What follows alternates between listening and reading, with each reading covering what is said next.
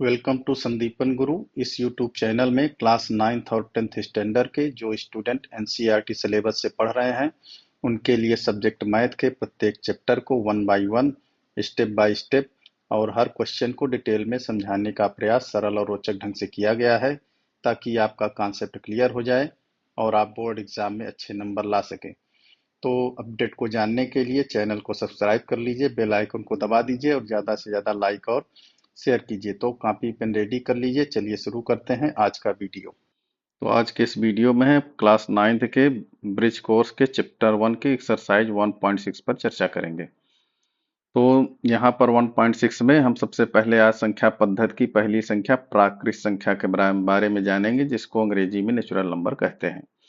तो परिभाषा की बात करें तो जो संख्याएं गिनती करने के लिए उपयोग की जाती हैं उन्हें प्राकृत संख्या या नेचुरल नंबर कहते हैं, जैसे 1 2 3 4 5 6 ऐसे अनंत तक। तो हमारी जो गिनती है, गिनती कहाँ से स्टार्ट होती है आप सबको पता है, उसको 1 से स्टार्ट करते हैं। तो हमारी जो गिनती है वही क्या कहलाती है, प्राकृत संख्या, नेचुरल नंबर। तो परिभाषा में हम क्या बता देंगे, जो संख्याएं गिनती करने के काम में आती हैं, गिनने के काम में आती हैं, उन्हें ही प्राकृत संख्या, नेचुरल नंबर कहते हैं। अब प्राकृत संख्याओं का जो समूह है उसको अंग्रेजी के कैपिटल लेटर एन से डिनोट करते हैं, प्रदर्शित करते हैं। इस तरह से कैपिटल एन और फिर मझले कोष्टक में 1 2 3 4 5 6 डॉट डॉट डॉट, इसका मतलब यह संख्या अनंत तक जाएगी। यहाँ पे कुछ मुख्य बातें जो प्राकृत संख्या के बारे में हमें जाननी चाहिए, याद रखनी चाहिए। तो सबसे छोटी प्राकृत संख्या 1 होती है, 1 से छोटी कोई भी प्राकृत संख्या नहीं होती है। और प्राकृत संख्याएं अनंत होती हैं, इनका कोई अंत नहीं होता है। प्राकृत संख्या में शून्य शामिल नहीं होता, शून्य प्राकृत संख्या नहीं है। तो प्राकृत संख्या को याद करने की ट्रिक क्या है कि गिनती वाली जो संख्याएं हैं जो गिनने के काम में आती हैं उन्हें ही हम प्राकृत संख्या कहते हैं।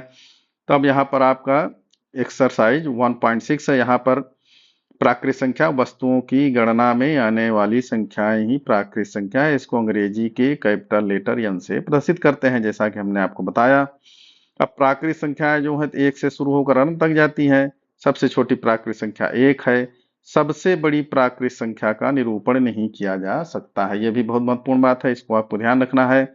सबसे छोटी प्राकृत संख्या यदि पूछी जाती है तो आप बताएंगे 1 है, और सबसे बड़ी प्राकृत संख्या पूछी जाती है तो आपको उत्तर में क्या कहना है कि इसका निरूपण संभव नहीं है, क्योंकि हम जितनी बड़ी संख्या लिखेंगे उससे एक बड़ी संख्या आगे की हमको प्राप्त हो जाएगी। सबसे बड़ी प्राकृत संख्या का निरूपण नहीं किया जा सकता। अब एक्सरसाइज देखेंगे।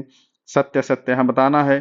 प्राकृत संख्या 1 से प्रारंभ होती है, सत्य है कि सत्य, तो ये सत्य है, यहाँ पे आपको सत्य लिख देना है। 345 एक प्राकृत संख्या है, तो ये सत्य है।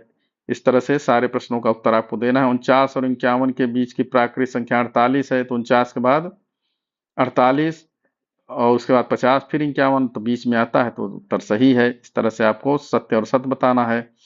फिर अगला प्रश्न है, खाली बॉक्स में प्राकृत संख्या इस प्रकार लिखिए कि संख्याएं क्रमागत हो जाए, तो माने मध्य की संख्या लिखना है।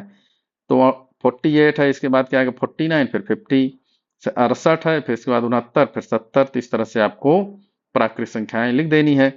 तो आपको गिनती याद ही हो गई है।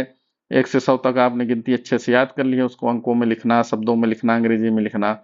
तो वही जो आपकी गिनती है उसे ही प्राकृत संख्या कहते हैं। अब आपको गिनती अच्छे से याद है तो ये एक्सरसाइज आपसे बन जाएगी।